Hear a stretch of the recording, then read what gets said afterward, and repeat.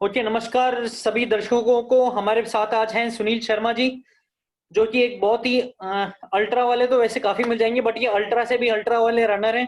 और जब इनका मैंने परफ़ॉर्मेंस देखा, आई हैव बीन फॉलोइंग काफ़ी टाइम से इनको फ़ेसबुक में या वैसे लोगों के रनिंग कम्युनिटी में इनका नाम काफ़ी है, बट जो इनके बारे में नहीं जानते, उन्होंने इनका प्रोफ़ाइल देख के जिसने भी देखा है उनको सरप्राइज़ हुआ है कि how can a person like that exist, because ये इवेंट के बाद इवेंट और वो भी बहुत बड़े-बड़े नामी इवेंट करते आ रहे हैं। तो मैं सबसे पहले तो आप सबको ये बताना चाहूँगा कि जो ये करते हैं, उनको फ़ॉलो ना करें, ठीक है? क्योंकि हर इंडिविजुअल के पीछे एक बैकग्राउंड होती है।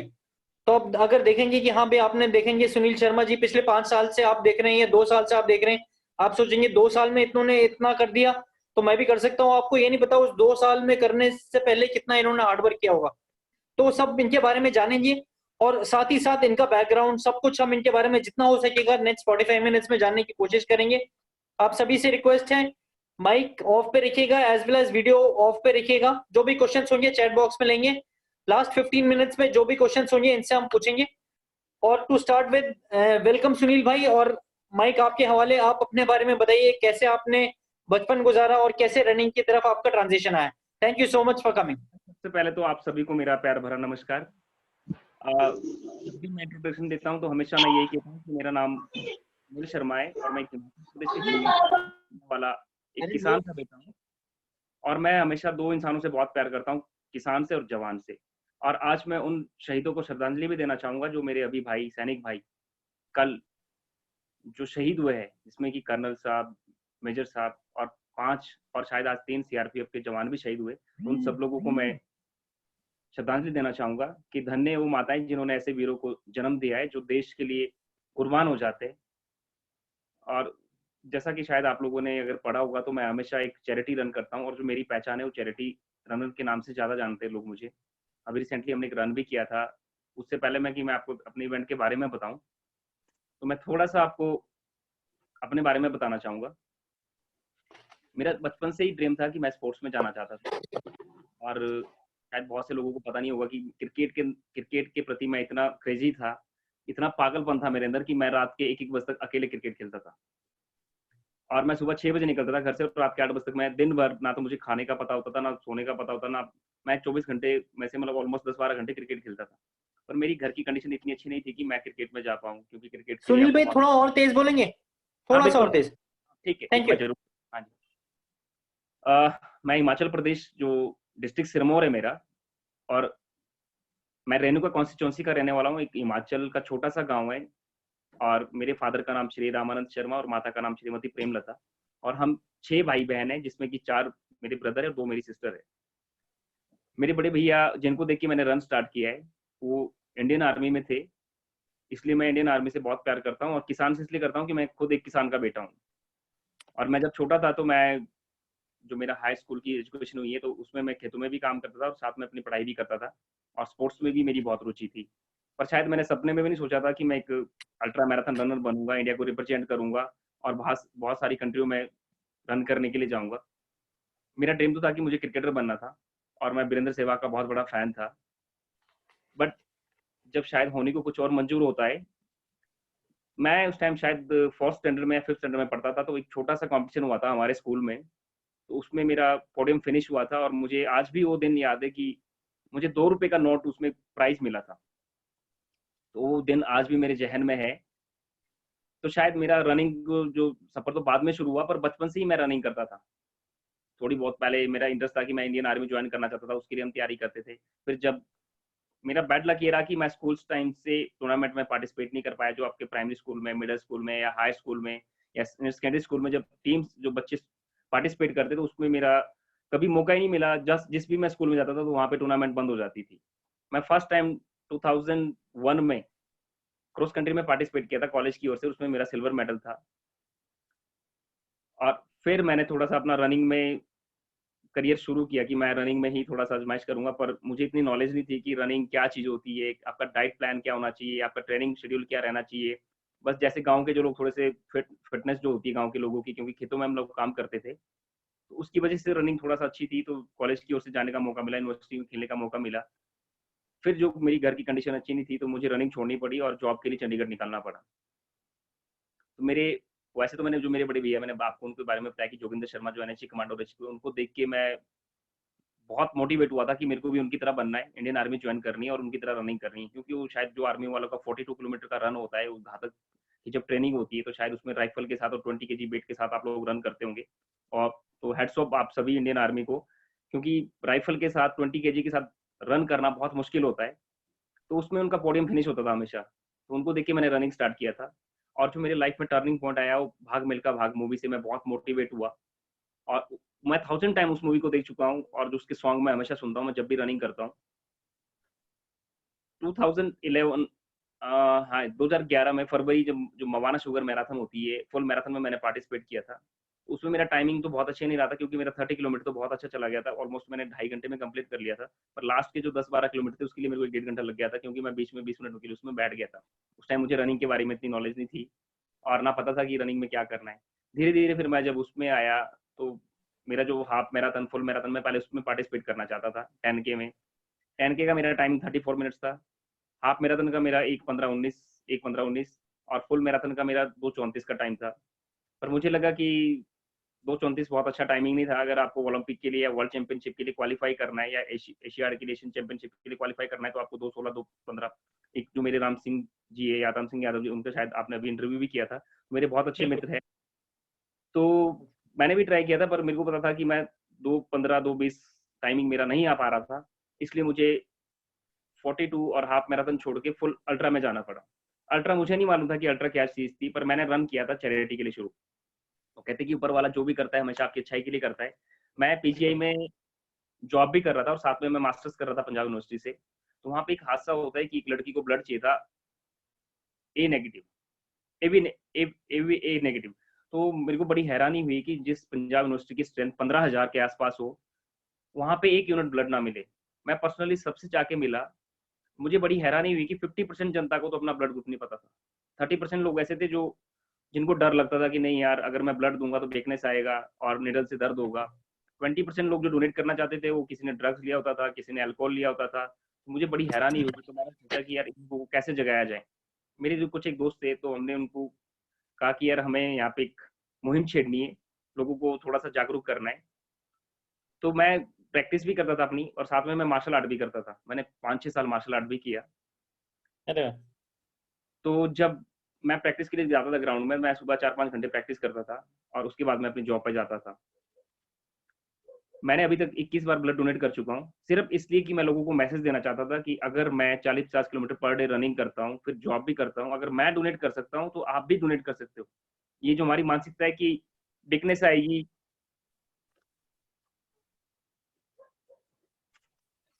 हाँ, सुनील भाई। हाँ जी, जो हमारी मानसिकता है कि वीकनेस आएगी या दर्द होगा, ये जस्ट आपका वहम है, ऐसा कुछ नहीं होता है। इवन कि आप करेक्ट। जब ब्लड डोनेट करते हो, तो उसके बहुत से फ़ायदे होते हैं। आपको कभी भी हार्ट की प्रॉब्लम नहीं हो सकती है, आपको कभी ब्लड कैंसर नहीं हो सकता है। उसका रीज़न ये है कि आपका टाइम टू टाइम उसमें चेकअप भी होता रहेगा। राइट। तो उसके लिए मैंने, और मेरा एक रिकॉर्ड है कि अभी कुछ लोगों को शायद पता ही नहीं है कि कुछ लोगों ने शायद क्वेश्चन भी उठाए थे, और मेरी टीम जो है उनके साथ चैट कर रहे थे कि ये पॉसिबल ही नहीं है।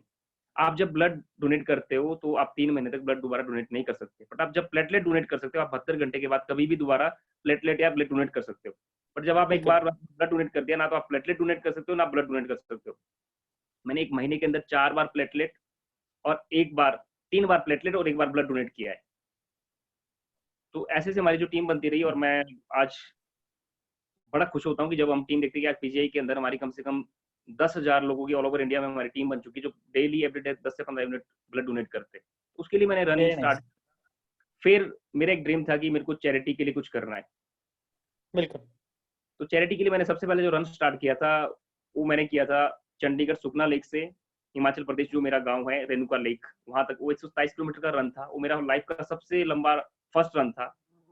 ना तो ओके। उस टाइम एक्सपीरियंस था कि आपको क्या खाना है, कैसे आपको आपका मतलब शेड्यूल क्या रहना चाहिए, ट्रेनिंग कैसे करनी है, बिल्कुल। अपने आप को अपने हाइड्रेट कैसे करना है।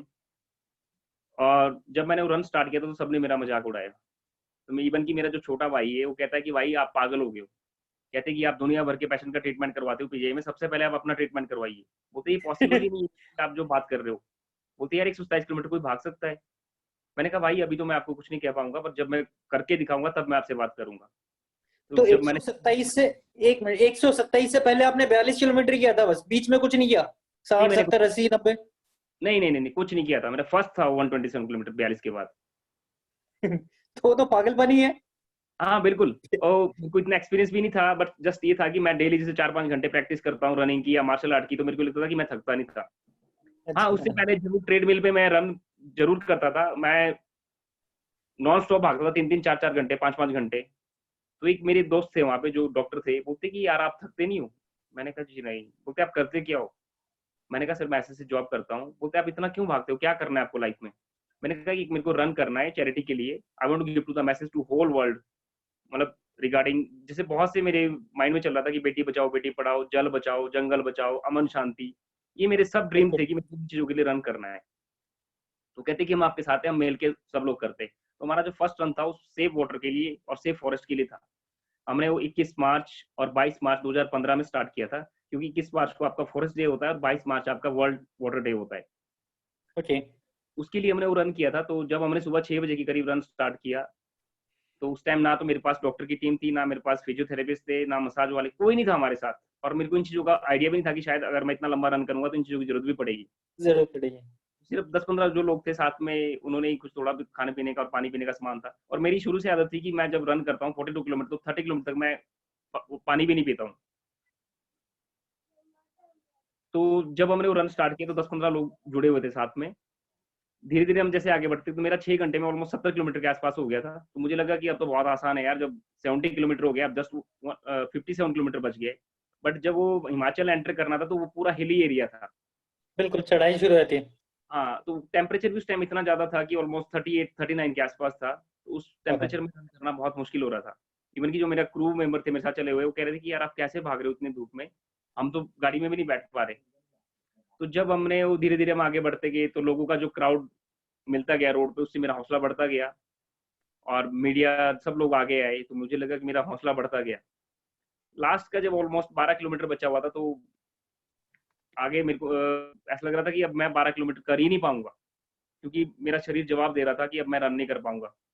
बिल्कुल। मैं देखता हूँ कि वहाँ पे बोर्ड पे लगा हुआ था कि 12 किलोमीटर, जहाँ पे मेरा डेस्टिनेशन था। आगे जाता हूँ, फिर वहाँ पे फिर लिखा हुआ था 12 किलोमीटर। वो थोड़ा सा, फिर तो मुझे ऐसा लग रहा था कि जैसे 1 किलोमीटर मैं 2 घंटे में कर रहा हूँ। तो मैंने अपनी बिल्कुल। पूरी मना कर दिया कि भाई साहब अब मैं ये रन नहीं कर पाऊंगा और मेरे बस का नहीं रहा। बोलते यार अब जब आपने ऑलमोस्ट 120 किलोमीटर कर लिया है, लास्ट के 7-8 किलोमीटर बचे हुए, आप अब हार मान रहे हो? हाँ। कि वेलकम के लिए कम से कम 10,000 लोग खड़े, और सब लोग देखना चाहते कि कौन पागल ये आ रहा है जो 127 किलोमीटर भाग के आ रहा है। बिल्कुल। तो जैसे जैसे मैं थोड़ा धीरे धीरे आगे बढ़ता गया, तो मैंने देखा कि 150 लोग कम से कम वहां पे खड़े थे, फूल मालाएं बैंड बाजा के साथ। तो वो टाइम था कि वो मोमेंट था कि मेरे लाइफ मतलब शरीर में ऐसी एनर्जी आ गई थी कि मैं भूल गया था कि मैं 127 मतलब 20 किलोमीटर रन करके आया हूँ। कितना तो भागा, जो हाँ। भागना स्टार्ट करे वो मेरे को पकड़ नहीं पा रहे थे। मुझे नहीं पता वो कहाँ से इतनी एनर्जी आई, उन लोगों को देख के मेरे अंदर ऐसी एनर्जी आई। और जैसे जैसे मैं शहर में आगे पहुंचा तो मैंने देखा कि मैंने लाइफ में पहली बार देखा कि उतना क्राउड था वहां पे। कोई फूल मालाएं शॉल लेके आ रहा है और ढोल नगाड़े बज रहे, लोग नाच रहे। मेरे को लगा कि यार ऐसे रन करने से ऐसा भी होता है। तो जब मैं वहां पहुंचा तो उन लोगों ने जो वेलकम किया, तो उन लोगों ने वहां पे नीचे बेड लगा रखा था। उनको लगा कि जैसे ही इंसान ये आएगा बंदा गिर के बेड पे पड़ लेट जाएगा। जाएगा। हाँ, बिल्कुल। डॉक्टरों की तो बड़े हैरान थे कि जब उसके बाद मैंने 1-2 घंटा वहां पे स्पीच दिया और उन लोगों से मैं मिला वहां पे। वो मेरी लाइफ का एक टर्निंग पॉइंट था। जब मैंने देखा कि लोगों का इतना प्यार आशीर्वाद मिल रहा है, तो मैंने उस दिन डिसाइड किया था कि जब तक भी मेरी सांसें चलेगी, जब तक मेरी टांगें चलेगी, मैं चैरिटी के लिए कुछ ना कुछ करता रहूंगा। उस टाइम मेरे को अल्ट्रा की इतनी नॉलेज नहीं थी, ना मेरे को ये पता था कि अल्ट्रा का कोई इवेंट एशियन चैंपियनशिप होगा या वर्ल्ड चैंपियनशिप होगा या ये एफआई में आएगी। बिल्कुल। फिर सेकंड रन किया था मैंने बेटी बचाओ बेटी पढ़ाओ के लिए, जो मैंने चंडीगढ़ से दिल्ली किया था। तो उसमें मेरा टारगेट था कि मेरे को 24 घंटे में 250 किलोमीटर रन करना था। मैंने 4 घंटे में 56 से 60 किलोमीटर मेरा हो चुका था। 100 किलोमीटर मेरा बहुत अच्छा हो गया था, 8 घंटे में हो गया था। तो मेरे को लग रहा था कि जब मैंने 100 किलोमीटर 8 घंटे में कर लिया, तो अगले 16 घंटे में मैं 150 किलोमीटर कर लूंगा। पर जैसे ही ऑलमोस्ट 200 किलोमीटर चुका था, तो मेरा नी इंजर्ड हो गया था। इतना इंजर्ड हो गया था कि उसमें स्वेलिंग हो गई थी बहुत ज्यादा। ओहो। तो डॉक्टर ने कर दिया था कि अब आप रन नहीं कर सकते, और मैं चल भी नहीं पा रहा था। तो जो मेरे साथ लेफ्टिनेंट कर्नल थे जिन्होंने ऑर्गेनाइज करवाया था, उन्होंने कहा कि यार अब आप इवेंट छोड़ दीजिए, अब आपका बस का नहीं है, अब आप रन नहीं कर पाओगे। बोलते कि आप 1 घंटे में बड़े मुश्किल से 3 या 4 किलोमीटर हो रहा है। मैंने कहा नहीं ऐसा तो नहीं है। और बस वो थोड़ा सा जिद आती है ना, मैंने कहा कि आप टाइम नोट करना और डिस्टेंस करना। तो सब लोग हैरान थे कि 200 किलोमीटर रन करने के बाद उस इंजरी में मैंने 35 मिनट में 10 किलोमीटर कर लिया था। ओ तेरी। तो उसमें टाइम तो ज्यादा लगा, 25 घंटे में जो मेरे को कंप्लीट करना था ऑलमोस्ट तो 38 घंटे में कंप्लीट हुआ, 38 घंटे 25 मिनट में। और ये जो मेरा फर्स्ट रन था वो मैंने 127 किलोमीटर 13 घंटे 55 मिनट में किया था। ओ तेरी वाह। और फिर उसके बाद हमने रन किया था तो ग्रेट इंडिया रन जिसमें नाम दिया गया था, जिसमें कि बहुत सारे रनर और भी थे। हमने दिल्ली टू मुंबई रन किया था, तो उसमें मैं लगातार 8 दिन तक टॉप में चल रहा था। फिर 8 दिन के बाद मैं इंजर्ड हो गया था।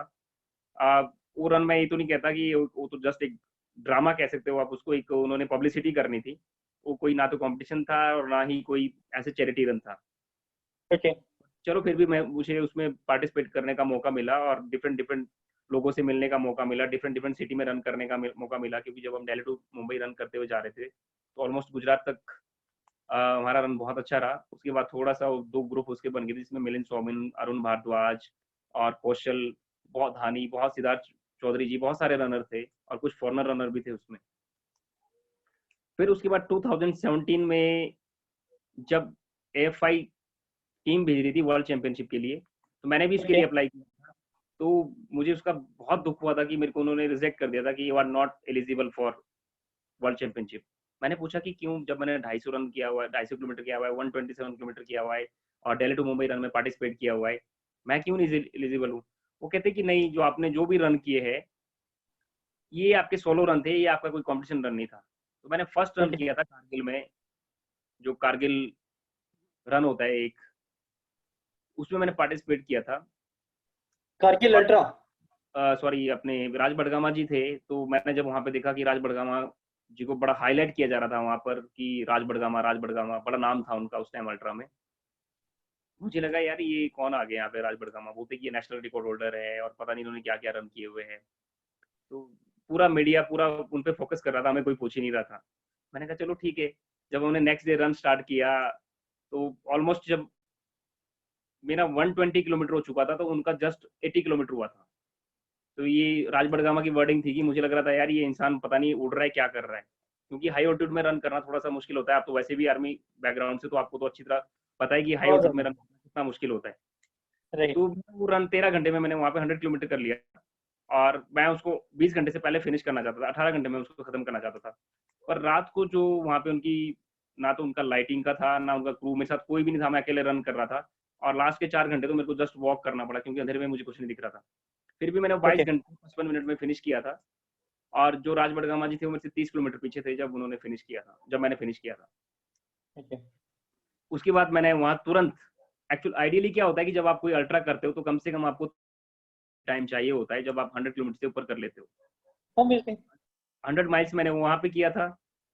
ये 16 जून की, जून या जुलाई की बात है शायद, 16 जून या जुलाई की, 16 जून की बात है शायद। उसके तुरंत 10 दिन बाद मैंने बैंगलोर स्टेडियम रन किया था, जिसमें मैंने नेशनल रिकॉर्ड ब्रेक किया था। जो हमारे अमित गुलिया जी है, उनका 188 किलोमीटर का रिकॉर्ड था, मैंने 10 दिन 192। बाद?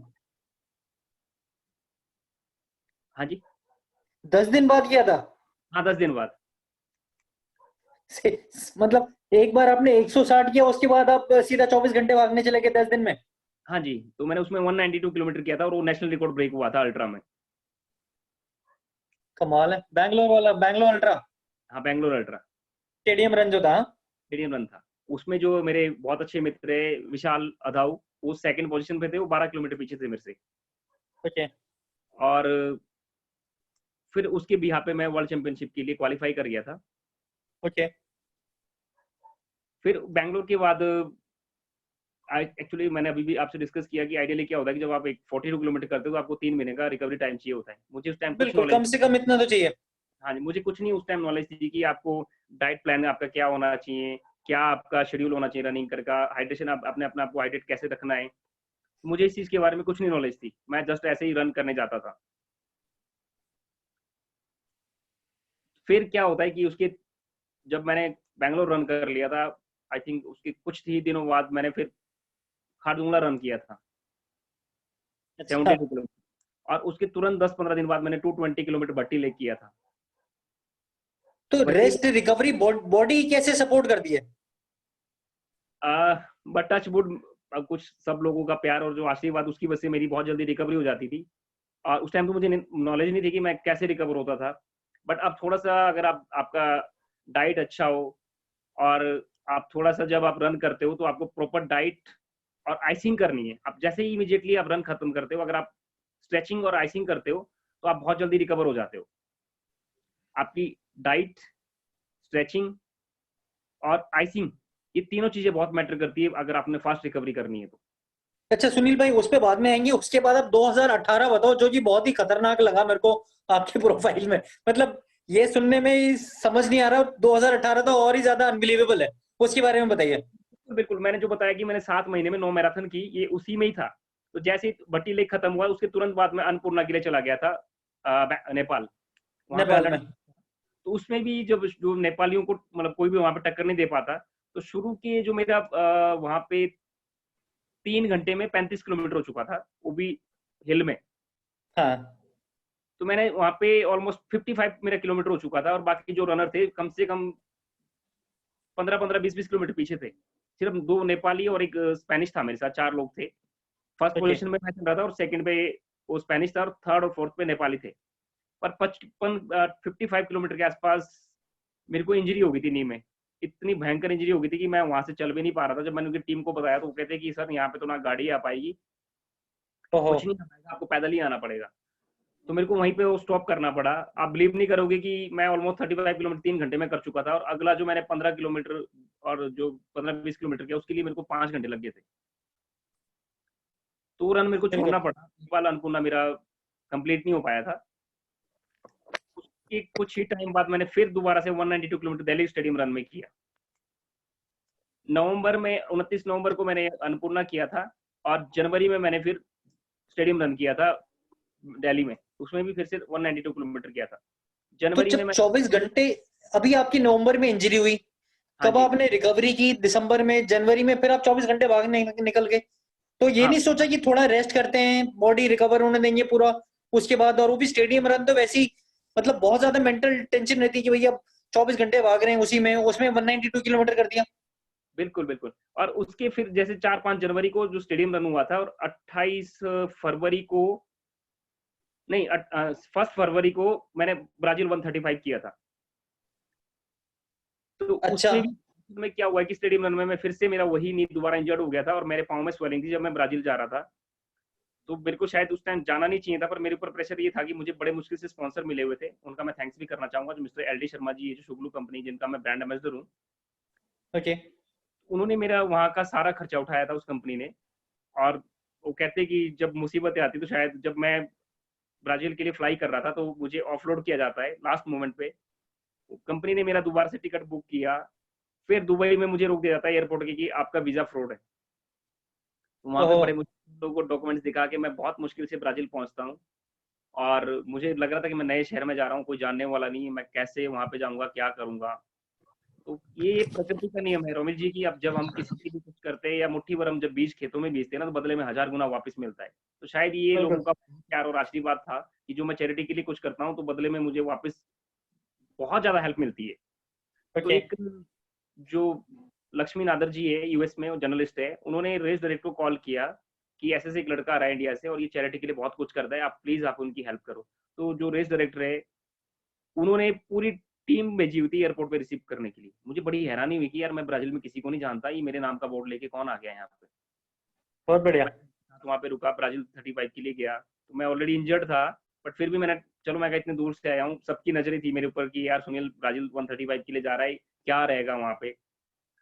तो वहाँ पे भी शुरू का यही था कि 25 किलोमीटर तक मैं जो टॉप 5 रनर थे उसमें चल रहा था, और ब्रिज मोहन जी भी उसी टाइम वहाँ पे ब्राज़ील साथ-साथ हम लोग दोनों रन कर रहे थे। कम से कम वो 5 10-15 किलोमीटर मेरे से पीछे थे। तो वहाँ पे भी सेम वही मेरे साथ होता है कि वही नी मेरा दोबारा से इंजर्ड होता है।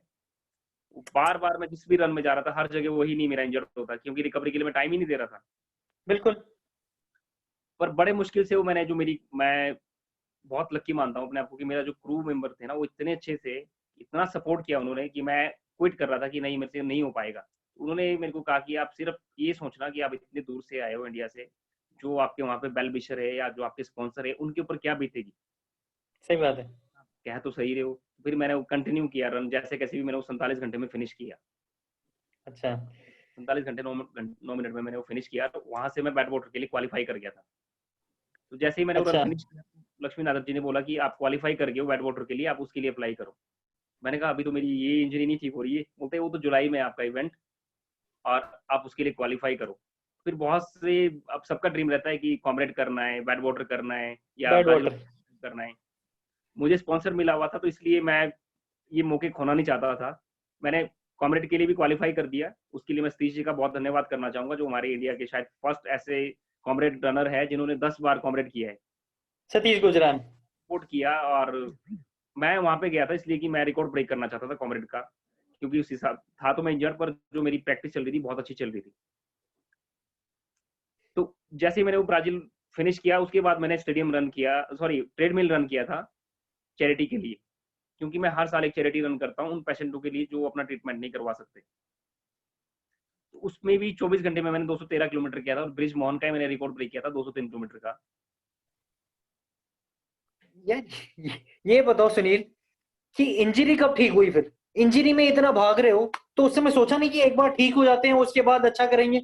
उसी में रिकॉर्ड तोड़ दिया जैसे आप बोल रहे हो।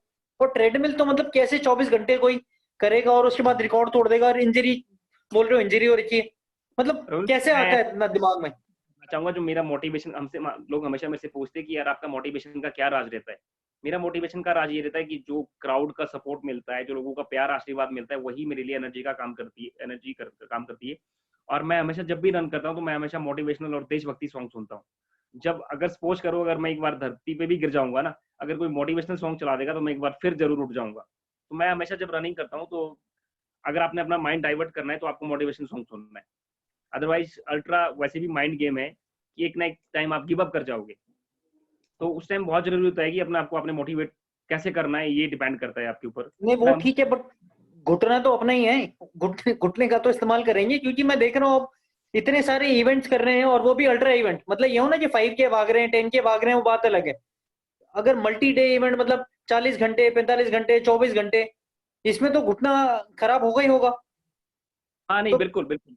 घुटने पे बहुत लोड पड़ता है। और जब मैंने जो भी, जैसे मैं बता रहा हूँ कि मैंने स्टेडियम रन जो किया था दिल्ली में, तो बाकी सब रनर मेरे से बहुत पीछे थे। मैं आगे ही चल रहा था, जिसमें कि बहुत सारे रनर, जैसे लालू लाल मीना चल रहा था, अब विशाल लताऊ चल रहा था जिन्होंने 196 किलोमीटर किया था उसी रन में, और विनय शाह थे, बहुत सारे रनर थे वहां पे। तो सब लोग मेरे से बहुत पीछे थे। जब 18 घंटे हो गए थे तो मैं ऑलमोस्ट 1 घंटे के लिए ट्रैक से बाहर निकल गया था, क्योंकि मेरा नी इतना इंजर्ड हो गया था कि मैं चल भी नहीं पा रहा था।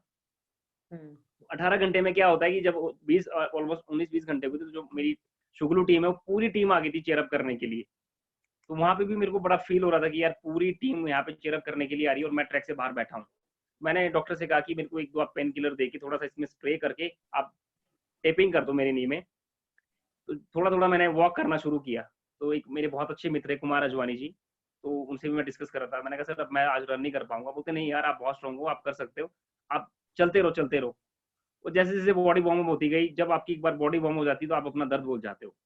और मैं अपने आप को बहुत लकी इसलिए मानता हूँ कि मैं जिस भी स्टेडियम रन में जाता हूँ तो क्राउड का इतना सपोर्ट मिलता है, मतलब इतना चिल्लाते लोग, कि मेरा हौसला और ज्यादा बढ़ता है। और मैंने उसी इंजरी में, क्योंकि जैसे लालू लाल मीना मेरे से कम ऑलमोस्ट 15 लैप आगे निकल चुके थे, और विशाल तो बहुत आगे निकल चुके थे। तो लालू लाल को मैंने वो 15 लैप भी कंप्लीट किया, और 15 लैप उनके ऊपर फिर चढ़ा दिए थे उसी इंजरी में। उसमें मैंने 192 किलोमीटर किया था, और विशाल ने ही वहां पे मेरा रिकॉर्ड ब्रेक किया था 196 किलोमीटर। ओके। फिर उसके बाद मैंने जो अभी बता रहा था मैं आपको कि मैंने वो ट्रेडमिल रन किया ट्रेडमिल रन 24 घंटे। 24 घंटे। उसमें भी मैंने 8 घंटे 47 मिनट में 100 किलोमीटर हो गया था मेरा। बट वहां पे मैं ये मानता हूँ कि वहां पे जो मेरे फिजियोथेरेपिस्ट थे डॉक्टर केविन अग्रवाल, मैं उनको मैजिक मैन कहता हूँ, क्योंकि उन्होंने ही मेरा नी ठीक किया है। ओके। तो उन्होंने कहा कि सर आपको, अगर आप रेस्ट नहीं करोगे तो आपका नी कभी भी ठीक नहीं हो पाएगा। मैंने कहा रेस्ट करने का तो सर मेरे पास टाइम ही नहीं है, क्योंकि मेरे को अभी पहले तो ब्राजील 135 करके आया हूँ, फिर मेरे को वही चैरिटी रन करना था, और चैरिटी रन के बाद फिर मेरे को 10 जून को कॉमरेड करने जाना था। तो ये तो डॉक्टर ने अलाउ कर दिया आपको? डॉक्टर ने तो बोला होगा ना कि मतलब कैसे नहीं, कर रहे हो या? डॉक्टर मना कर रहे थे। मैंने कहा कि मेरे पास और कोई ऑप्शन नहीं है, क्योंकि मेरे को बड़े मुश्किल से स्पॉन्सर मिला हुआ है और मैं ये मौका खोना नहीं चाहता, मैं जाऊंगा जरूर। मैंने थोड़ा सा जो ट्रेडमिल रन किया था उसके बाद हल्का सा रिकवर, 1-2 महीने का टाइम जो रिकवरी के लिए मिला था, मेरे को लगा कि शायद मैं अब ठीक हो गया हूँ और मैं रन कर सकता हूँ। तो कॉमरेड के लिए भी मैं जब गया तो 4 घंटे में मेरा वहाँ पे ऑलमोस्ट 50 किलोमीटर के आसपास हो चुका था। मैंने सोचा था कि मैं 7.5 घंटे के बीच और 8 घंटे के बीच में इसको फिनिश करूंगा। बट वहां पे भी सेम वही इंजरी फिर से हो जाती है और बड़े मुश्किल से 9 घंटे 49 मिनट में मैं उसको फिनिश करता हूँ। होना ही है, मतलब जब तक रिकवरी नहीं होगा बॉडी का। मेरे को ये बताओ, आपको कभी ये नहीं लगा कि अगर आप रिकवर करके भागते तो और ज्यादा रिकॉर्ड बनाते, बजाय जैसे आपने इंजरी में और बैक टू बैक इवेंट करने के बाद आपने ट्रेडमिल में 214 बनाया, तो अगर आप बिल्कुल रेस्ट करके लेट्स से 6 महीने ट्रेनिंग करके उसके बाद यहाँ पे आके तो 214 से बहुत ज्यादा ऊपर आया था।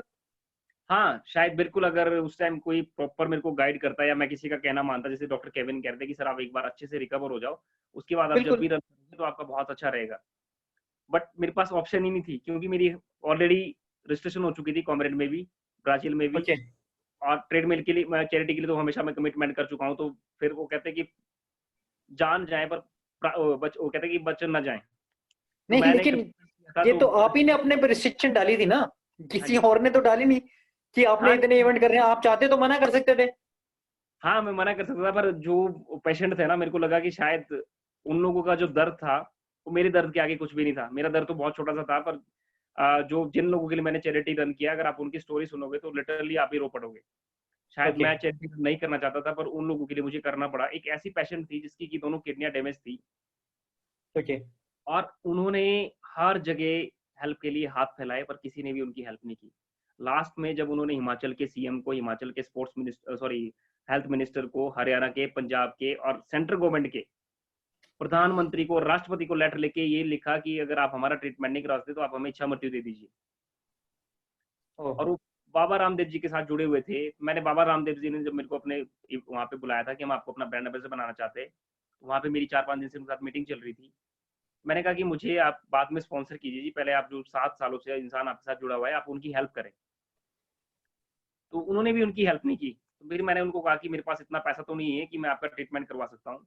पर मैं कहा एक ऊपर वाले ने मुझे जो एक गुण दिया है, मैं अब रन करता हूँ, रन के माध्यम से जो भी पैसा आएगा उससे हम आपका ट्रीटमेंट करवाएँगे। Very nice. उसके लिए मैंने तो जब वो मैं प्रेस कॉन्फ्रेंस हुई, मीडिया ने उसमें सपोर्ट किया, लोगों ने सबने सपोर्ट किया। एक पेशेंट और आया उसमें, तो 2 किडनी ट्रांसप्लांट करवाए थे हमने उन पैसों से। और मैं उन दानी सज्जनों का धन्यवाद भी करना चाहूँगा जो मेरे हर चैरिटी रन में बहुत सपोर्ट करते हैं।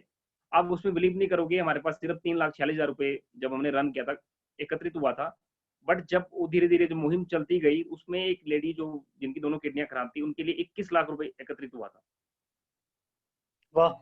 और उन दोनों वेरी का नाइस। किडनी ट्रांसप्लांट भी हुआ और आज जब भी वो मेरे को पेशेंट मिलते हैं, तो बड़ी खुशी होती है और जब बेचारे जो मान-सम्मान देते हैं, मैंने कहा जी मान-सम्मान होना ही है। बिल्कुल। तो ऐसे मेरा हमेशा मैं चैरिटी करना चाहता था। और बाकी मैं पीछे इसलिए नहीं हट सकता था क्योंकि ब्राज़ील और कॉमरेड और बैड वाटर की मेरी रजिस्ट्रेशन हो चुकी थी। कॉमरेड का भी आपको जैसे मालूम है कि उसकी 1 लाख के आस-पास रजिस्ट्रेशन फीस है। तो मैं नहीं चाहता था कि जो कंपनी ने पैसा इन्वेस्ट किया है, मैं वो बर्बाद नहीं करना चाहता था, इसलिए मैं हर जगह पार्टिसिपेट करना चाहता था। तो आपने जून में कॉमरेड किया? जून में कॉमरेड किया और जुलाई में मैंने फिर बैड वाटर किया। वो कैसे किया? मतलब आपने रेस्ट कब किया फिर? बैक टू बैक तो इवेंट ही चल रहे, ट्रेनिंग कब किया आपने फिर? बस मैं हार्डली 10-15 दिन जैसे ही थोड़ा मेरे को लगता था कि मैं आइसिंग करके या थोड़ा-सा उसमें स्ट्रेच करवा के, डॉक्टर से फिजियो करवा के जैसे थोड़ा-सा रिकवर होता था, फिर से अपनी ट्रेनिंग शुरू कर देता था। बट वो जितने भी मेरे इवेंट होते जा हो जा जैसे जो भी मैं इवेंट कर रहा हूँ, मेरा एक ट्रेनिंग ही चल रहा था उसमें हर इवेंट में। और फिर बैड वाटर के बारे में बताइए। जब मैं वेट वाटर के लिए गया तो मैं 1 महीना पहले ही वहाँ पे चला गया था, क्योंकि मैंने सुना था कि वहाँ पे बहुत गर्मी होती है, तो उसके लिए आपको स्पेशल ट्रेनिंग लेनी। मैं बहुत सर्च कर रहा था, यूट्यूब पे पढ़ रहा था हर रनर के बारे में जिन्होंने भी उसमें। और मैंने अरुण भारद्वाज, बृजमोहन शर्मा के बारे में सुना था कि उन्होंने भी वेट वाटर किया है। और तो फिर मैंने एक जो रनर था वहाँ का, उसको मैं फॉलो कर रहा था कि उसने कैसे ट्रेनिंग किया। और तो मैं इसके लिए नागपुर गया हुआ था ट्रेनिंग करने के लिए।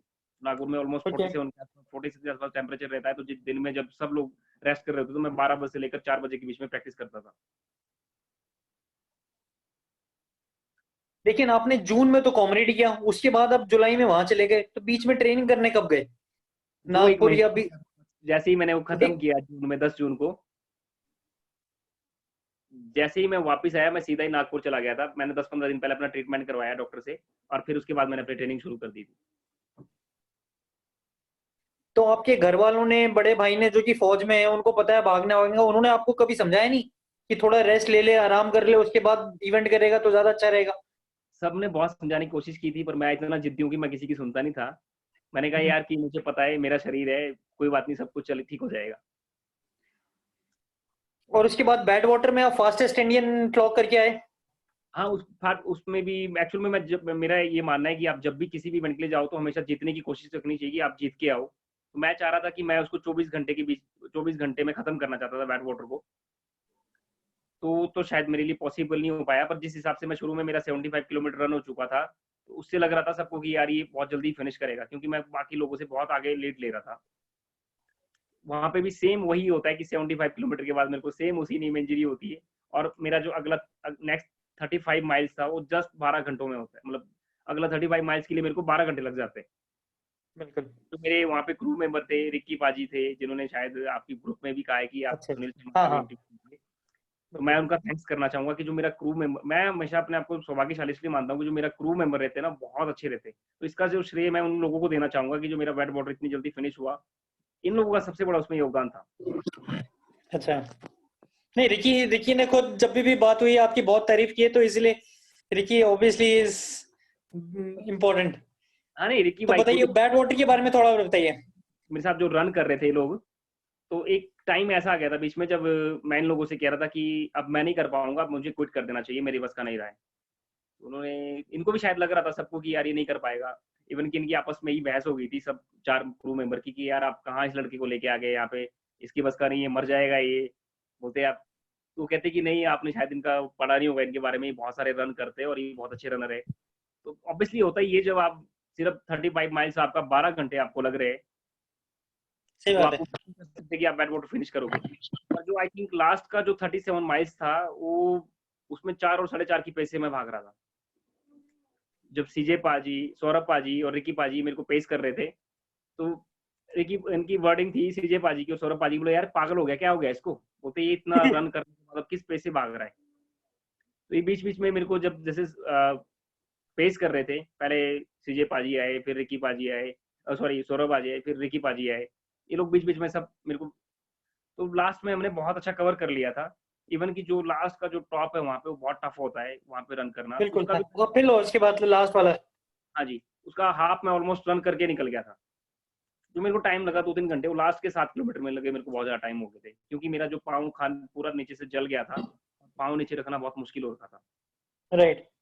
पर इन लोगों का इतना अच्छा सपोर्ट मिला, जो मेरे क्रू मेंबर थे, कि ये मैं ऑलमोस्ट 35 घंटे 56 मिनट में मैंने फिनिश किया था। अच्छा, मैं लोगों को ये बताना चाहूंगा जो भी ये सुन रहे हैं कि बैड वाटर के बारे में बताया जाता है कि अगर आप जो व्हाइट लाइन होती है उस पर रन नहीं कर रहे तो नीचे का सोल जो है वो मेल्ट हो जाता है। तो यू कैन अंडरस्टैंड कि क्या टेम्परेचर रहते होंगे वहां पे। वो शूज मैंने आज भी संभाल के रखे हुए कि मेरे शूज नीचे से पूरे जल गए दोनों।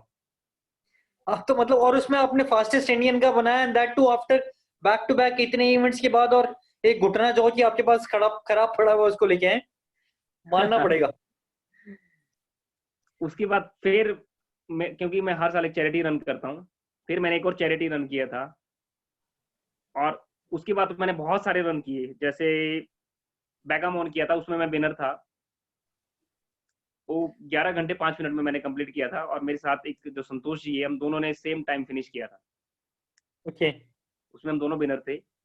बैगामोन के बाद फिर हमने नैनीताल रन किया था, उसमें भी मैं विनर था, और उसमें जो मेरे साथ सेकंड पोजीशन पे था वो ऑलमोस्ट 42 मिनट पीछे था मेरे से। तो नहीं, अब आपको आज छोड़ खत्म करने से पहले पूछना पड़ेगा कि आप ऐसा रिकवरी का आपको पक्का बताना पड़ेगा, बिकॉज होता क्या है कि साल में लोग कहते हैं एक मैराथन करना चाहिए, 42 काफी है, या ज्यादा से ज्यादा 2 या 3 कर लिए। आप तो 7 महीने में 9 इवेंट कर रहे हैं, और वो भी कॉमरेड्स बैड, मतलब जिंदगी में हर अल्ट्रा वाले का ये सपना रहता है कि चलो कभी कॉमरेड्स करने को मिल जाए, या बैड वाटर करने को मिल जाए, या फिर ब्राजील 135। आपने तो एक ही साल में तीनों और पार्ट ऑफ बहुत सारे अलग इवेंट्स के साथ साथ ये जोड़ दिए, तो ये कैसे हो पाया? बस ये मैं मानता हूँ कि आप सब लोगों का प्यार और आशीर्वाद और टच वुड, ऊपर वाले का मेरे ऊपर ऐसी ब्लेसिंग है कि पता नहीं मैं कैसे जल्दी रिकवर हो जाता हूँ, फिर दोबारा से इंजर्ड हो जाता हूँ, फिर रिकवर हो जाता हूँ। बट अब जब से थोड़ा सा जो मेरे फिजियो से और मेरे डाइटिशियन से मैंने जो मेरी बात चलती थी, तो जब से मैंने उन लोगों से ट्रीटमेंट करवाया, तब से टच वुड अब मुझे इतनी मतलब इंजरी नहीं होती है। अब मैं रिकवरी बहुत फास्ट हो जाती है मेरी। अभी जैसे रिसेंटली मैंने जो 228 किलोमीटर इंडियन सॉइल पे जो मैंने नेशनल रिकॉर्ड ब्रेक किया था, ओके। मैं खुद मुझसे हैरान था, मुझे लगा कि मैं जब सुबह उठूंगा तो मैं उठ नहीं पाऊंगा। तो मेरे को बड़ी हैरानी थी कि मैं जब सुबह उठा तो मुझे लग नहीं रहा था कि मैं रन करके आया हूँ। मैंने अपने कपड़े वॉश किए और मेरी जो मेरे घर में चंडीगढ़ में वहाँ पे 3 फ्लोर है ऊपर, पूरी सीढ़ियाँ मैं चढ़ के जा रहा था, उतर रहा था। इस इवेंट के बारे में बताइए, ये कौन सा इवेंट था 228 किलोमीटर जो किया? ये जो हमने अभी ये हुआ था चंडीगढ़ ताऊ देवीलाल स्टेडियम में। ओके, स्टेडियम रन में थे। हाँ, इसमें जो हमारे विनेश आए उनका 222 किलोमीटर का रिकॉर्ड था इंडियन सॉइल पे। राइट। वैसे तो जो ओवरऑल है वो हमारे जो उल्लास नारायण जी है उनका है 250 किलोमीटर का, जो हमने ताइपे में किया था, जिसमें हमने एशिया और ओशिनिया में पार्टिसिपेट किया, जिसमें हमने इंडिया को ब्राउन्स दिलाया था। उसमें टीम राइट। इवेंट का हमारा ब्राउन था और उल्लास जी का भी इंडिविजुअल ब्राउन्स था। Okay, but Indian stadium run में आपने 228 किलोमीटर किया उस समय? हाँ, ये तो अभी किया हुआ है, ये फरवरी की बात है ये।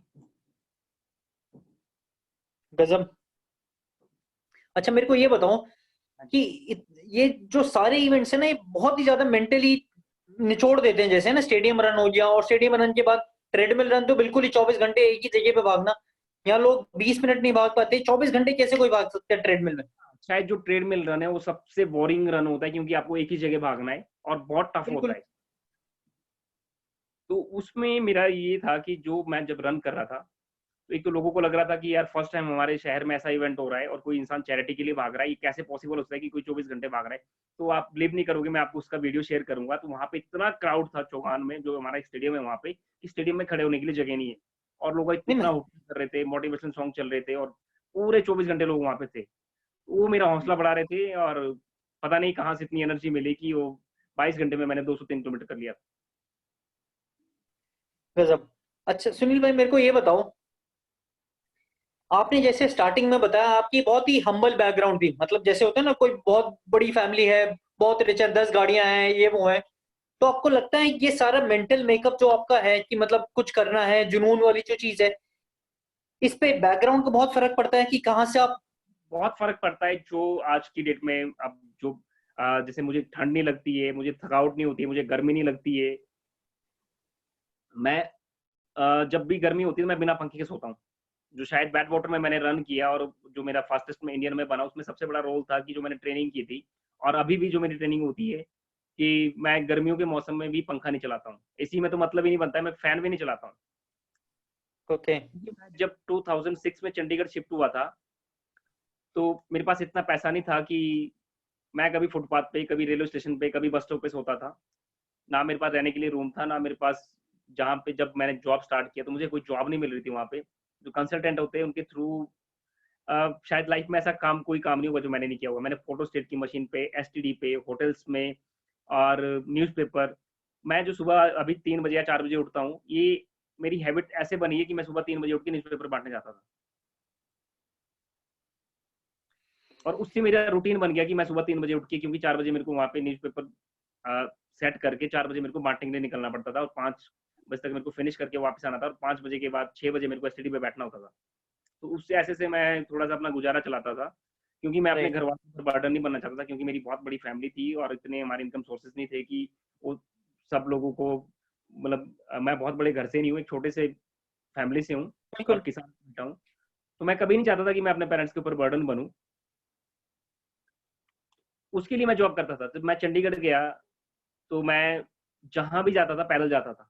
पूरा, अगर आप चंडीगढ़ के बारे में अगर आपको पता होगा कि पंचकूला, मोहाली, खरड़, बिल्कुल। और आप इधर रोपड़ से, मैं हर जगह पैदल जाता था। मैं सुबह निकलता था और रात को वापस पहुंचता था। तो जब मैं पैदल जाता था गर्मी के मौसम में, दिन में रोड पे कोई नहीं मिलता था, मैं अकेला घूम रहा होता था। उसने मेरे को इतना स्ट्रॉन्ग बना दिया कि ना तो मुझे गर्मी लगती थी, ना मुझे सर्दी लगती थी। सर्दी के मौसम में मैं एग्जैक्टली। चंडीगढ़ में जब माइनस में भी टेम्परेचर होता, अगर 1 या 2 टेम्परेचर होता, तो मैं बिना रजाई के सोता था। और जहाँ तो भी वो मेरे ये को ऑटो या रिक्शा को कुछ नहीं यूज करता था, हमेशा पैदल जाता था।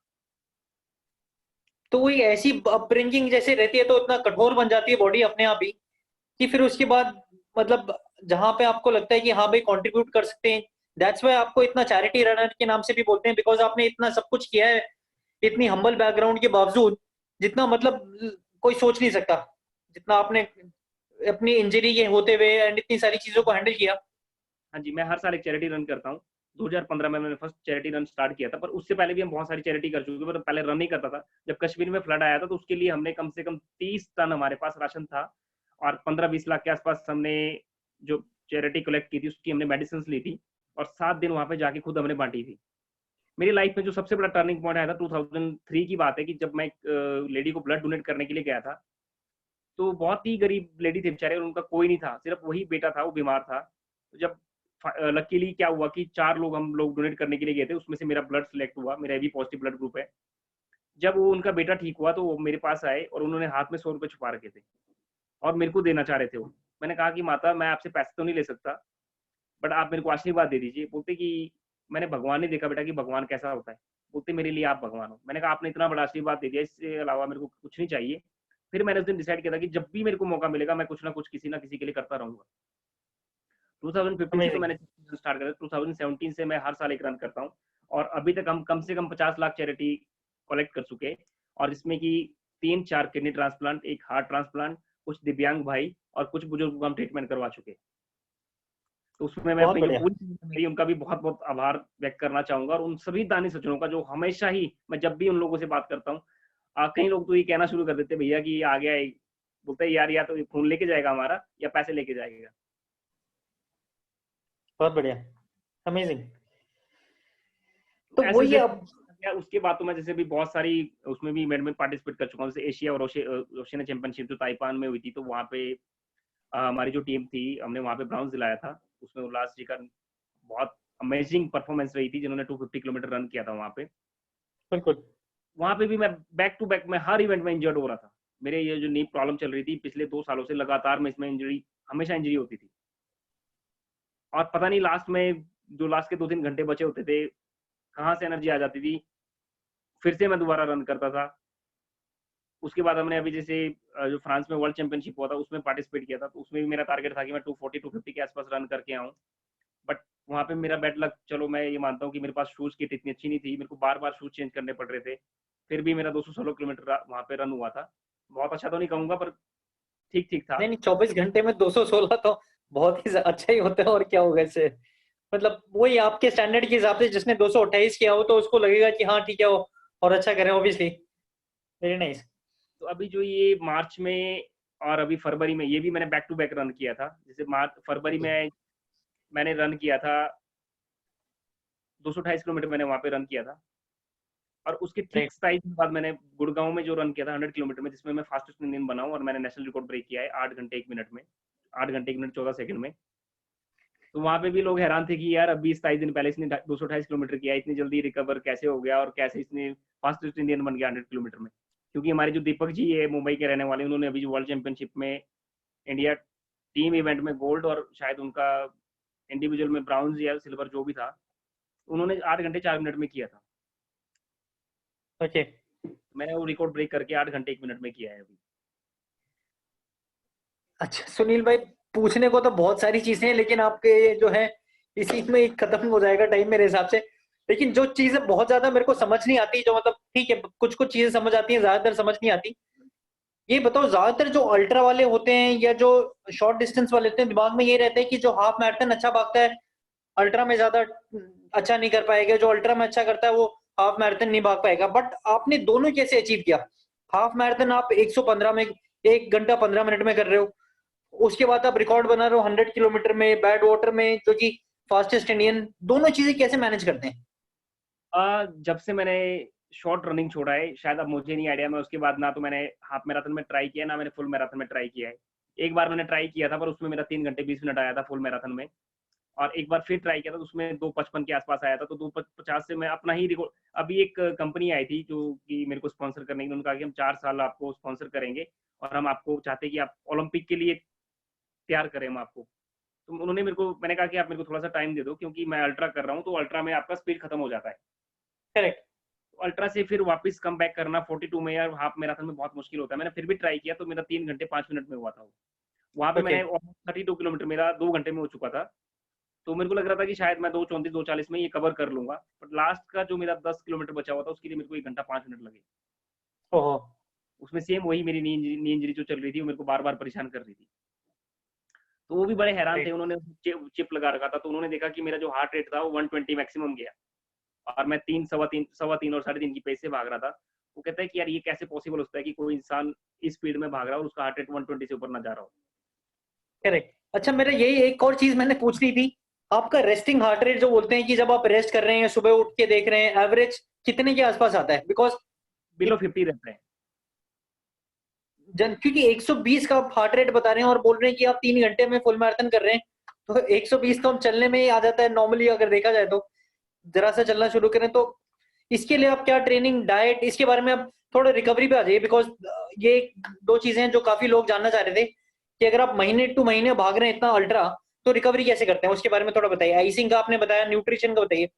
बिल्कुल। सबसे जरूरी, जैसे ही आप इवेंट फिनिश करते हो, अगर आप देखोगे इमीडिएटली आप थोड़ा सा स्ट्रेचिंग और आइसिंग करोगे, तो आपको फील ही नहीं होगा नेक्स्ट डे की आपको ज्यादा इंजरी भी हुई है। नो डाउट आपको रिकवरी के लिए कम से कम 10, आप जब देखोगे 2-3 दिन बाद आपकी पूरा फेस जब आप देखोगे तो पूरा ड्राई हो जाएगा, क्योंकि आपका जो पानी शरीर से स्वेटिंग के थ्रू पानी निकलता है, तो नेचुरल सी बिल्कुल। बात है कि आपको इंजरी तो अंदर होती है। तो उसके लिए रिकवरी के लिए मैं क्या करता हूँ कि मैं हमेशा दूध, हल्दी और गुड़ लेता हूँ।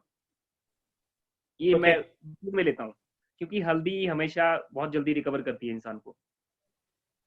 ओके। हनी, हल्दी, टर्मरिक, आपकी हल्दी और दूध हमेशा लेता हूँ। ओके। और पानी मेरे को कम से कम 10 से 15 लीटर पर डे चाहिए होता है। अच्छा। जब भी इवेंट आता है, जैसे मैं सपोज करूँ मेरे को अगर 24 घंटे भागना है, तो मैं 3-4 दिन पहले ही अपना तैयारी शुरू कर देता हूँ कि मेरे को इतना पानी पीना है, इतने फ्रूट्स खाना है, इतना जूस पीना है। वो हमेशा रहता है मेरा। मैं सुबह करेक्ट। 3 बजे उठ जाता हूँ। आजकल तो थोड़ा सा लेजी हो गया हूँ, क्योंकि अभी कुछ इवेंट नहीं है, कुछ नहीं करना है। मेरा जो रूटीन लाइफ रहता है, मैं सुबह 3 बजे उठता हूँ और 1 घंटा मेरे को अपना फ्रेश होने के लिए चाहिए होता है। 4 बजे से 5 बजे मेरा 1 घंटा योगा रहता है, क्योंकि योगा भी बहुत बेस्ट मेथड है आपका रिकवरी का। ओके। क्योंकि जो आपकी रनिंग होती है, अगर आपकी सांसों पे आपका कंट्रोल हो, तो जब ये मैंने जो आपको 192 किलोमीटर रन के बारे में बताया था, तो ये अडेगा सर की वर्डिंग थी कि मैंने बहुत से रनर देखे भागते हुए, पर पहली बार देख रहा हूँ कि कोई अल्ट्रा रनर फ्लाई कर रहा है, भाग नहीं रहा है, बोला ये उड़ रहा है। सही क्योंकि बात मैंने है। जब 3 घंटे रन करने के बाद जो मेरा लास्ट का घंटा था, उसमें मैंने 34 लैप्स मारे थे 400 मीटर के, लास्ट आवर में? लास्ट आवर में। ये लास्ट आवर में ज्यादातर लंगड़ाते हुए ही दिखते हैं लोग, हाँ इतना बिल्कुल। भाग। कभी भी आप अगर मेरा स्टेडियम रन देखोगे, जो मेरा लास्ट का रहता है, अभी जैसे मैंने जो 228 किलोमीटर किया था, तो उसमें जो संजय मंगला जी है। सुनील, वॉल्यूम बंद हो जाए। एरन, वॉल्यूम।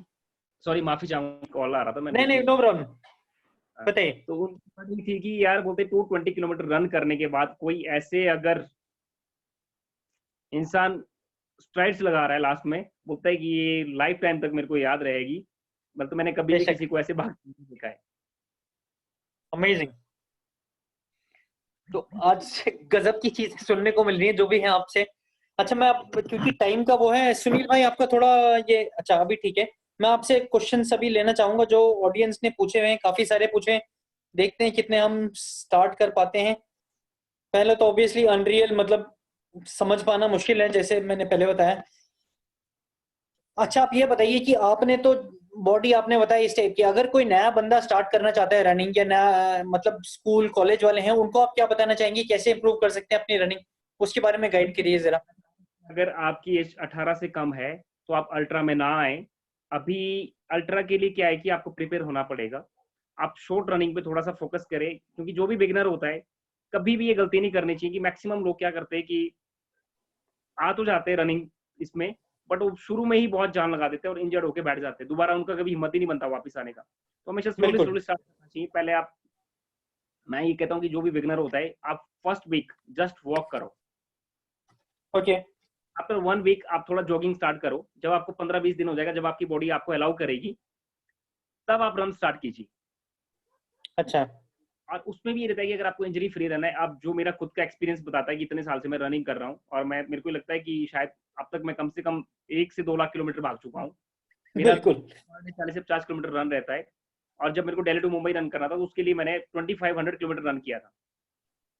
ओहो। मैं रनिंग करता था, मॉर्निंग, आफ्टरनून और इवनिंग। तो उसको मिला के मेरा 50-60 किलोमीटर पर डे होता था। और तकरीबन तकरीबन मैंने 171 रन में मैंने 2500 किलोमीटर रन किया था उसके लिए। गजब।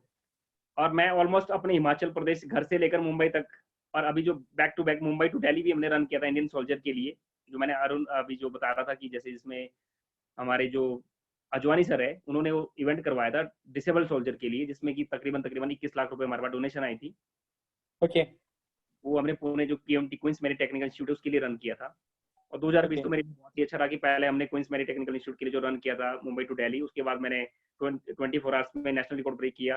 फिर 100 किलोमीटर में आफ्टर 27 डेज में ही मैंने 100 किलोमीटर में फास्टेस्ट इंडियन बना, उसमें नेशनल रिकॉर्ड। तो इस बार मैं दोनों के लिए क्वालिफाई हुआ था, 100 के लिए भी और 24 आवर्स के लिए भी, वर्ल्ड चैंपियनशिप के लिए और एशियन चैंपियनशिप के लिए। बट चलो ये इस बार कोरोना ने शायद सारे इवेंट कैंसिल कर दिए। शायद ऊपर वाला कहता होगा कि ये इंसान ऐसे रेस्ट नहीं करेगा, इसको ऐसे ही रेस्ट करवाना पड़ेगा। वही एग्जैक्टली यही रेस्टिंग की अपॉर्चुनिटी मिली है। आई एम श्योर इसके बाद, इतने रेस्ट के बाद आप नए नए कीर्तिमान आगे बनाते रहेंगे। अगला क्वेश्चन मेरे को एक और चीज बताइए, रेस के टाइम पे न्यूट्रिशन वगैरह कैसे करते हैं आप? कोई जेल या कुछ इस टाइप से लेते हैं जब भागते हैं तो? रोहिल भाई सच बताऊं तो मैं इस चीज के बारे में मेरे को पहले कुछ भी नॉलेज नहीं थी, और मैं कोई न्यूट्रिशन, कोई प्रोटीन कुछ नहीं लेता था। मैं नॉर्मल, कई बार तो दाल रोटी भी नसीब नहीं होती थी, क्योंकि जब आप जॉब करते हो और जॉब से आप वापस आते हो तो कई बार रोटी बनाने का भी मन नहीं करता था, या कई बार आपकी जेब में पैसे नहीं होते तो खाने के लिए कुछ नहीं होता था। बट अब थैंक गॉड कि जब से मेरे को स्पॉन्सर मिले तो थोड़ा सा न्यूट्रिशन मेरा अच्छा हुआ, और शायद ये उसी के कारण है कि अब फास्ट रिकवरी भी हो रही है और इंजरी फ्री भी रह रहा हूँ। थोड़ा सा टाइम टू टाइम फिजियोथेरेपिस्ट मिल जाते हैं, डाइटिशियन मिल जाते हैं, अच्छी डाइट मिल जाती है, तो शायद उससे फास्ट रिकवरी हो रही है। गजब। बट अगर अच्छा एक चीज है तो आपकी जो रनिंग टेक्निक है उस पर थोड़ा सा आपको फोकस करना पड़ेगा। आपको अच्छी चाहिए अगर आपको इंजरी फ्री रहना है तो। Without warm up, without cool down, कभी भी आपको विदाउट वार्म अप रनिंग नहीं करनी है। और जब आप रनिंग फिनिश करते हो तो उसके बाद आपको कूल डाउन बहुत जरूरी है अगर आपने इंजरी फ्री रहना है। आप प्रॉपर स्ट्रेचिंग करोगे तो आप कभी भी इंजर्ड नहीं होते। कुछ लोगों ने शायद क्वेश्चन किया था जो आपने मेरे को भेजे थे, उसमें एक तो था न्यूट्रिशन के बारे में। न्यूट्रिशन के बारे में मैं यही कहना चाहूंगा कि आप अपने प्रॉपर आप डाइट रखें, आप लिक्विड डाइट पे ज्यादा फोकस करें। उसमें सूप आ गया, उसमें आपका जूस आ गया, पानी आ गया, या आप दलिया भी लेते हो तो उसको भी आप थोड़ा सा लिक्विड फॉर्म में ज्यादा लें। और यही मानना है कि जो हम मील्स लेते हैं ब्रेक करके लेते हैं, आप हर 2 घंटे बाद 4 घंटे बाद कुछ ना कुछ खाते रहिए। ओके, तो छोटे छोटे मील बार बार लेते हैं आप बताना चाहते हैं? बिल्कुल, उसमें आप जैसे सुबह अगर उठते हो आप पहले स्प्राउट्स ले सकते हो, और आप उसके बाद जब वापस आते हो आप हेल्दी ब्रेकफास्ट में आप कुछ भी लीजिए। फिर आप 10-1 बजे सुबह उठते ही मेरे को चाहिए होता है कि ड्राई फ्रूट चाहिए होते हैं, स्प्राउट चाहिए होते हैं, या दलिया या बेसन चीला, कुछ भी आप हेल्दी ले सकते हो। और 100 ग्राम मेरे को कच्चा पनीर चाहिए होता है, क्योंकि मैं प्योर वेजिटेरियन हूँ। पिछले कुछ 2-3 महीनों से मैंने एग शुरू किया, पर एग भी मेरे को उतना शूट नहीं कर रहा, मैं नॉन वेज नहीं खाता। तो शायद लोग कहते हैं कि आपको अगर प्रोटीन डाइट लेनी है तो आपको नॉन वेज खाना पड़ेगा। ऐसा जरूरी नहीं मैं मानता। अगर आपकी सबसे बेस्ट जो मैं मानता हूँ कि जो प्रोटीन का सोर्स होता है कि आप पनीर लो, आप सोया लो, आप राजमा का सूप पियो। राजमा का सूप सबसे बेस्ट माना जाता है। ओके, चलिए गुड। और अच्छा, और जो क्वेश्चंस आए हाँ बताइए सुनील। और कुछ किसी ने कुछ कहा था कि काफ मसल्स के लिए, या एक्चुअल में काफ मसल्स में इंजरीज का बताइए। उसके लिए आपको 3-4 एक्सरसाइज करनी है। ओके, तो वो शायद मैं वीडियो में देख के ही आप लोगों के साथ शेयर कर सकता हूँ कि आपको एक्सरसाइज करनी है अगर आपको काफ इंजरी फ्री रहना है। ओके, तो मतलब रनिंग स्टाइल अच्छा होना चाहिए कि आप जब लैंड करते हो आपका फ्लैट पाँव नहीं पड़ना चाहिए, हमेशा आपको पंजे के ऊपर लैंड करना है। और जितना बॉडी वेट आपका लाइट वेट रहेगा उतना ही आप इंजरी फ्री रहोगे। Correct, absolutely. सो जितना कम वेट रखेंगे, जितना आइडियल वेट में रहेंगे उतना ज्यादा अच्छा है, बिकॉज जितना ज्यादा वेट बढ़ता रहेगा उतना ज्यादा इम्पैक्ट ज्यादा आएगा जब आप रनिंग कर रहे हैं। क्योंकि वैसे भी हम जानते हैं कि जब आप रन करते हैं तो आपकी वेट से कई गुना ज्यादा जो है वेट बढ़ता रहता है। अच्छा, एक चीज और मैं बताना चाहूंगा, जो मेरा सॉरी हाँ बताइए। एक्सपीरियंस है, जब आप रन करते हो तो आपको फील ही नहीं होना चाहिए कि जब आप रन करते हो ना, आपको लगना चाहिए कि जैसे नीचे वाला जो पोर्शन है कि जैसे पुतला होता है ना, ऐसे लगना चाहिए। Okay, right. अच्छा, तो अब मैं रिक्वेस्ट करूंगा सबसे कि अपना ये कैमरा ऑन कर सकते हैं। एक चीज जो मैं जरूर बताना चाहूंगा वो ये कि सुनील भाई के जो एल्डर ब्रदर हैं, बड़े भाई, वो एनएसजी कमांडो रह चुके हैं, और बॉम्बे में जो ताज का ऑपरेशन था उसमें भी उन्होंने पार्टिसिपेट किया। तो हैट्स ऑफ, क्योंकि सभी फैमिली में इतने बड़े achiever, it's a great thing. And अभी जो फोटो लेना चाहें फोटो ले सकते हैं, बिकॉज अभी भी बहुत सारे क्वेश्चन आई एम श्योर होंगे, बट क्योंकि इतना अचीवमेंट वाली जो चीजें हैं वो खत्म हो पाना बहुत मुश्किल है। बाद में भी अगर सोचेंगे इस बारे में तो आई am sure everybody would understand कि कितना ज्यादा एफर्ट लगता है, क्योंकि मैक्सिमम पीपल यहाँ पे जो है रनर ही हैं, तो वो जानते हैं कि एक हाफ मैराथन या एक मैराथन के बाद रिकवरी में कितना ज्यादा टाइम लगता है। तो अगर आप सोचेंगे बड़े बड़े इवेंट्स जो कि मतलब लाइफ टाइम में सोचते हैं कि कभी जिंदगी में करने को मिले, चाहे कॉमरेड्स हो गया, बैड वाटर हो गया, क्योंकि मेरे भी सपने में रहे कि कभी ये करने को मिले, बट ठीक है, हर किसी के बस की बात नहीं है इतना अचीव कर पाना। लास्ट क्वेश्चन सुनील भाई। चाहूंगा कि अगर आपने ठान लिया है तो आप दुनिया का कोई भी काम कर सकते हो, बट हाँ वो टाइम जरूर मांगती है। शायद हमें लगता है कि हम 1 साल में 6 महीने में हमें रिजल्ट चाहिए। ये 1 साल या 6 महीने की बात नहीं होती है, क्योंकि मैं जो रन कर रहा हूँ ऑलमोस्ट उस टाइम 9 साल का था, तब से रन कर रहा हूँ। हाँ, जो प्रोफेशनल मैं रनर बना हूँ वो 2012 के बाद आया हूँ मैं रनिंग में, बट रनिंग मेरी बचपन से ही होती। मैं पिछले ऑलमोस्ट 28 साल से रन कर रहा हूँ, तो ये हाँ, तो पॉसिबल। बिल्कुल वो बहुत जरूरी है, बिकॉज तभी हो पाता है। हाँ जी, ये पॉसिबल नहीं कि हम सोचे कि 3 महीने या 6 महीने में रिजल्ट आना शुरू हो जाएगा। Never never give up. आप हमेशा कोशिश करते रहिए, और वो कहते हैं कि कोशिश करने वालों की कभी हार नहीं होती। जब आप रेगुलर प्रैक्टिस करोगे तो अपने आप ही आपकी उसमें मास्टरी हो जाएगी। बेशक। अच्छा सुनील भाई, एक चीज और, इतना सब कुछ करने के बाद अभी कुछ बचा है भागने का? हाँ, अभी तो मेरे हिसाब से तो कुछ बचता नहीं है इसके बाद। कि जो भी हमारी टीम जाएगी वर्ल्ड चैंपियनशिप के लिए, एशियन चैंपियनशिप के लिए, हम अपना देश का झंडा वहाँ पे लहराना चाहते हैं, इंडिया को गोल्ड दिलाना चाहते हैं, और एक बार अपना राष्ट्रीय गान जरूर गवाना है वहाँ पे। अमेजिंग। चलो, थैंक यू सो मच। जो सबसे बड़ा रन रहेगा शायद वो, अगर इस साल कोई इवेंट नहीं हुआ तो इस साल मैं वो रन करना चाहूंगा। फिर से इंडियन आर्मी के लिए मैं रन करना चाहूंगा। मैं बल्कि आज ही मेरे दिन में ख्याल आ रहा था कि मैंने बहुत पहले 2016 में कहा था कि मैं अमन शांति का एक मैसेज देना चाहता हूँ पूरी दुनिया को। राइट। रन करना चाहूंगा, और उसमें मैं चाहूंगा कि आप सब साथियों का, सब भाइयों का आशीर्वाद और सहयोग मिलना चाहिए मुझे, क्योंकि ये रन हम करेंगे कश्मीर टू कन्याकुमारी।